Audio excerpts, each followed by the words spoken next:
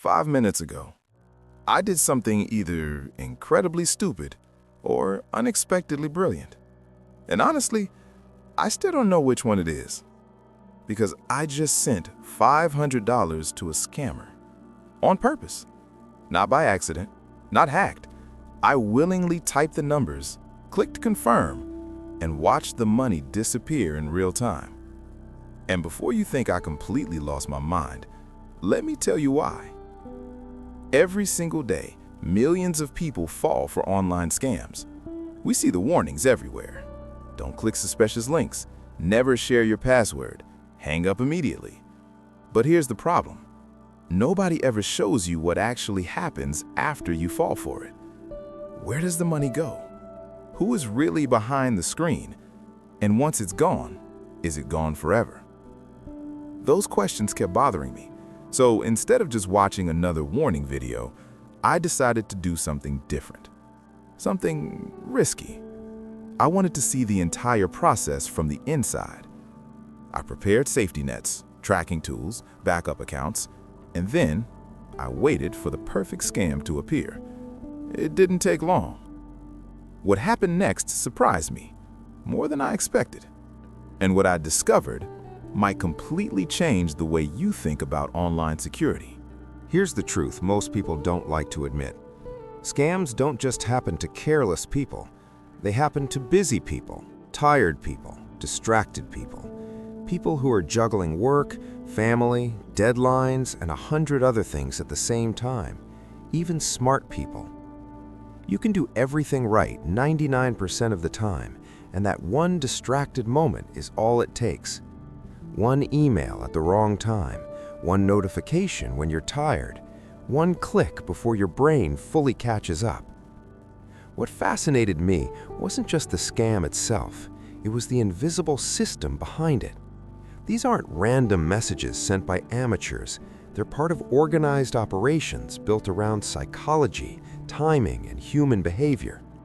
Scammers study people the same way marketers do. They test wording, they test layouts, they test fear, and they test urgency. Phrases like account compromised, immediate action required, final notice. These phrases aren't accidental. They're engineered to shut down logic and activate emotion. And here's the part most awareness videos miss. They stop at prevention. They tell you what not to do, but they almost never show you what happens when prevention fails. Because when someone gets scammed, shame kicks in. People feel embarrassed.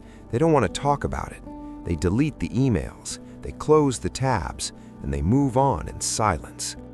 That silence is exactly what allows this entire system to keep operating in the shadows. I realized something important. Fear doesn't educate people. Understanding does. If I could document the full journey, from the first click to the emotional pressure to the final consequence, maybe people would finally see how these scams actually work. This wasn't about encouraging risk. It was exposing a process that usually stays hidden behind embarrassment, guilt, and silence. Because the more we understand it, the harder it becomes for it to keep working. Finding a scam turned out to be the easiest part of this entire experiment. I didn't go looking for shady forums. I didn't search the dark web. I just opened my email and waited. It didn't take long. Within minutes, there it was, an email claiming to be from a company's security team. It said my account had been compromised and immediate action was required. Urgent, professional, convincing. That's what makes these scams dangerous. They don't look suspicious anymore. They don't scream fake. They look routine, familiar, almost boring, and that's exactly why people trust them. I clicked the link, fully aware of what I was doing. The page loaded, and at first glance, it looked real. Same colors, same layout, same fonts. It was a near-perfect copy. But if you slowed down, the cracks started to show. The URL was slightly off, extra words, subtle changes, tiny spacing errors you wouldn't notice unless you were looking for them. I started entering information to see how the system would respond. Fake name, fake address, fake phone number. It accepted everything instantly. No verification, no friction. That alone told me a lot. Then came the moment I was expecting, the payment screen. They called it a verification fee, a small payment they claimed required to unlock my account. And of course, they promised it would be refunded later. This is where most people stop, where logic finally kicks in. But this was the entire point of the experiment.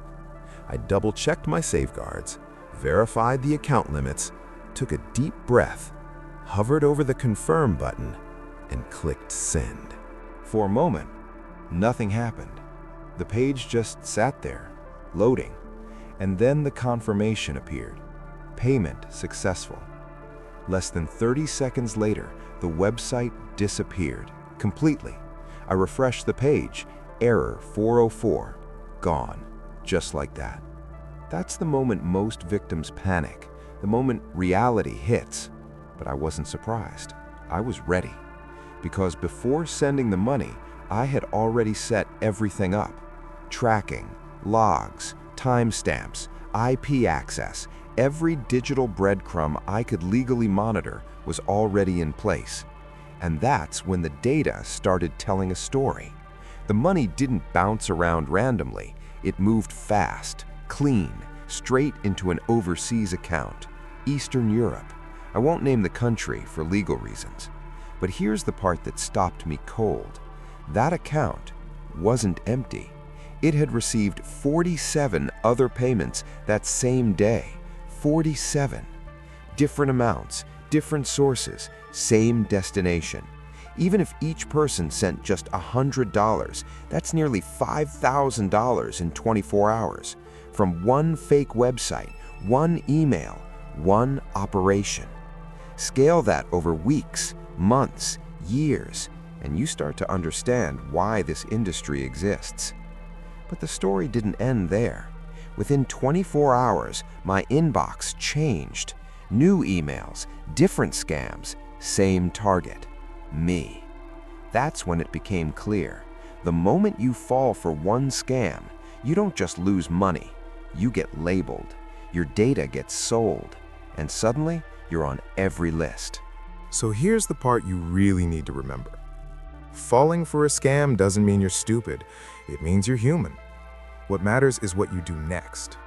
I contacted my bank immediately, filed a fraud report, and because I acted fast, I got the money back. Most people don't. They wait, they feel embarrassed, and by the time they act, it's too late. So protect yourself. Never click links in emails. Go directly to official websites. Enable two-factor authentication on everything. I spent money so you wouldn't have to.